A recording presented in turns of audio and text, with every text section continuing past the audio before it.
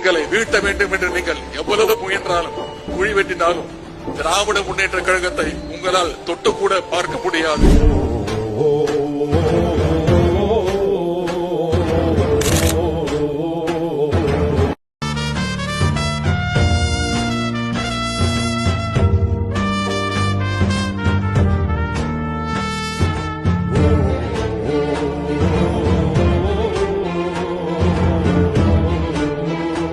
திராவிட முன்னேற்ற கழகம் அப்படி இல்ல. ஐயோ சின்னண்டா இது.